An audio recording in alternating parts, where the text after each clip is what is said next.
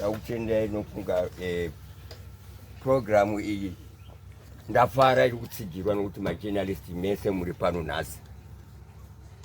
Chino chinofadza zvikuru, ndasingafungidze kuti chingaitike deputy director. Ndinokutendai. Nzvimbo ineyi yanga isingakwanisike kugarika nenyaya yetsetse. Izvozvo kubuka kwamaita dzingadai dziripo kuti tichingora maoko. Tsetse dzakawandisisa.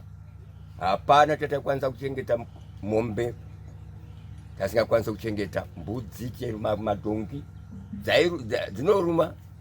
Ndofunga maita rombura kanaka kuti pamwana papapa tomambona tuma-1-1. Dzingadai motokari dzakazara netsetse matsvekana pano paruvanzi. Iko zvino havatokufara nokuti tava nemombe. Takukwanisa kurima, haticharimi nemaoko zvataita kare. Takukwanisa kunwa kukama mukaka. Izvozvo mumba mune mukaka urimo, izvo wakatopora. Seni kwega vana vari kuenda vachikama mukaka zvazvingaitiki. Mombe taingodzona kugokwe. Ndinoona sekuru kugokwe ndokutambogara. Ndokwandingoona mombe nokudya mukaka. Zvinhu zvataura ndopundutso yandaona yachinja. Kurima, taakurima nemombe. Taakukwanisa kukohwawo. Hongu muno mhuka, asi nokuda kwemombe taakungoti mhuka dzinodyawo. Isu tichiita se tichirima, tingata kurima pakuru. Taakukwanisa kutengesa mombe kuti tiwanewo mari muhomwe tingotengawo zvatinorarama. Taakukwanisa kutengesa mombe toendesa mari kuchikoro, vana vedu voenda kuchikoro. Zvinhu zvinoti ndiri manyukunyuku nazvo izvozvo. Hurumende yedu pataichema kuti tsetse, hurumende yakauya. Kwakaitwa aerial spraying neground spraying. Mapaku vaifamba nepasi, ndege dzichitenderera mudenga dzichifafaidza. Saka izvozvi sokutaura kumaita deputy director kutanzi chinangwa chenyu ndechekuti kubva madzipedza zvachose, nesu tinofara toda tidzipere zvachose. Tsigirwe ndokuona majournalist mauya, ndichazongobvunzawo futi mubvunzo kana mapedza. Nozonda ndine manje yakapera nyama yare pana pemombe. Ndaenda kupaiwa pisi manje yemombe. Tango zadzomuka. Tongoenda tonopota mbitani. Asi asingapedzi. Tangotora nokuti tingodyawo apa tichengetedza. Ndinenge zvatina basa nemhuka dzekutsango kutora mombe dzedu. Kuza takuti mabira tunoita tinouraya mombe dzedu todya. Ndati kurima zvavanyori kwatiri. Mukaka taakuwana, mari tiri kuiwana kuburikidza tatengesa mombe dzedu, vana vamwenda kuchikoro. Kuenderera mberi nokutsigira kuti tsetse dzipere. Kana muchikwanisa mungopemowo kamadzisawira kavanouya vachipa mari kudepartment research control kuti vakwanise kuendera mberi. Iro shoko retowanza takatisimbaradza. Mazisawira edu ngaauye atibatsire honde tsetse ipere.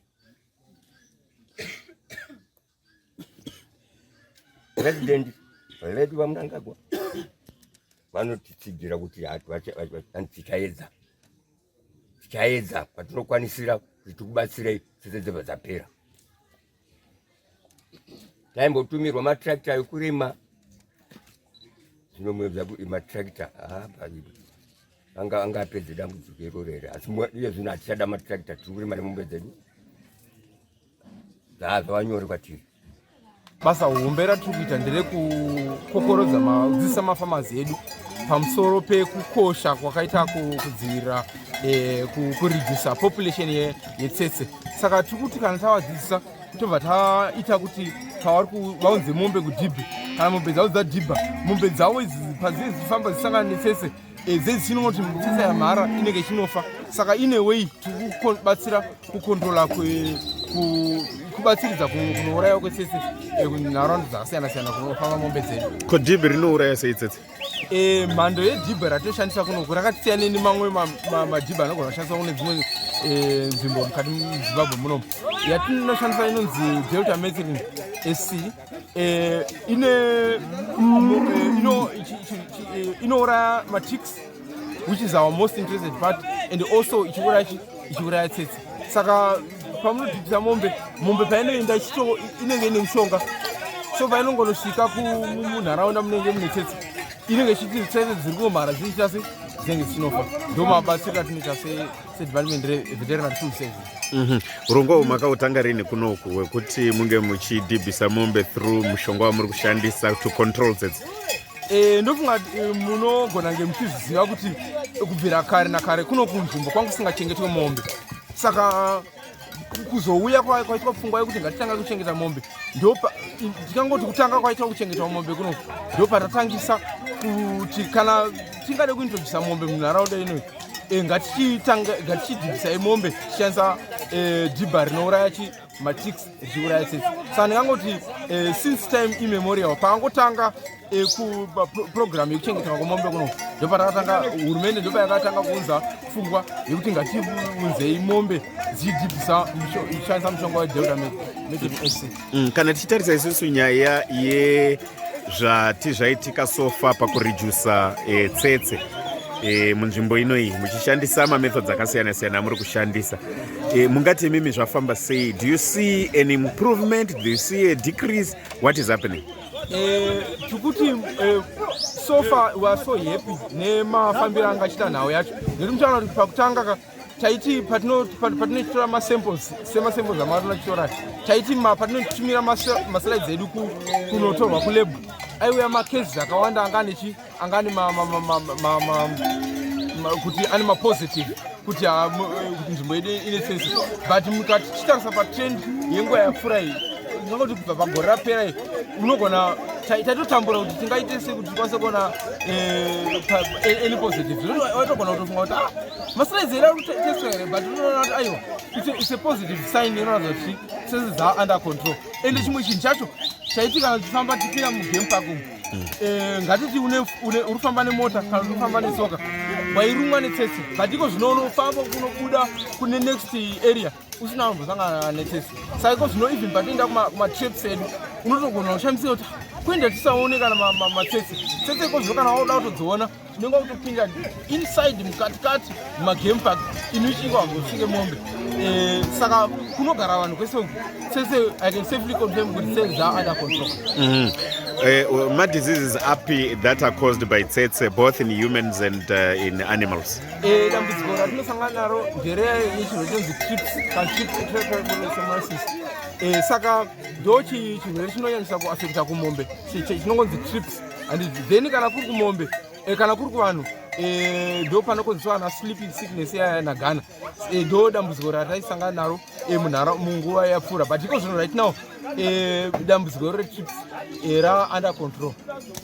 Aiwa tsetse ko zvino zvidzadzikira kare wanga usingaiti unga kanyanyisa zoti mombe dzaitonetsa mararamiro, but haya kuzatanga unana 2000 uku tsetse dzakatanga kudzikira plus nematrep anoiswa nemutsetso zvadzikira zvokuti mombe dzakutorarama zvakanaka iyo zvino. Ko vanhu mune matambudziko api netsetse kunze kwemombe nezvipfuwo?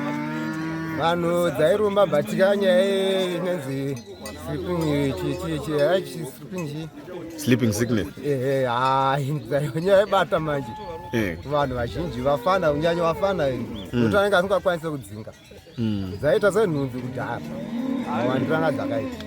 Saka zvinenge tsetse dzashoma ndogona kufamba nzendo kana utsaiona futi kana pasina mhuka dzakirosa tsetse hapana.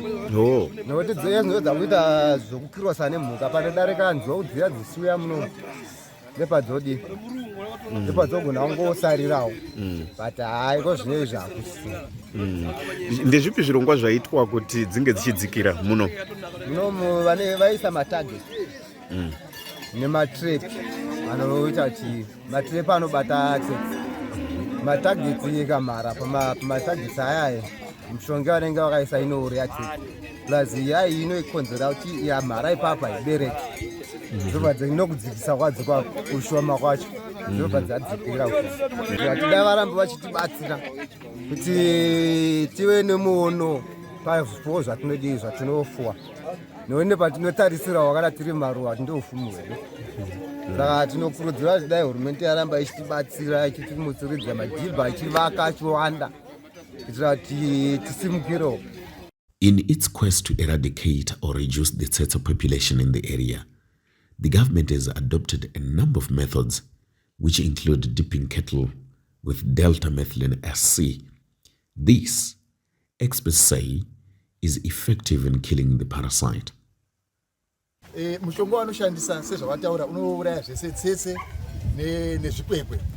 Saka tinokurudzira varimi kuti uyai nemombe dzenyu dzidhibhiswe such that zvikwekwe zvinofa at the same time tichiuraya futi zvekare tsetse. Itori imwe nzira yatoshandisa isusu yekuuraya tsetse iyoyo. Mombe dzo tete tizidaidza kuti idzo dzinonzi insecticide treated cattle. Ikangorumwa netsetse yakatreatwa nemushonga iyoyo tsetse iyoyo inobva yafa. Saka zvotibatsiridza kuti nzvimbo yenyu yese ineyi izenge isisina tsetse. Saka varimi tikukurudzira kuti muende mombe dzidhibhe kuno tichibatsira vet field services.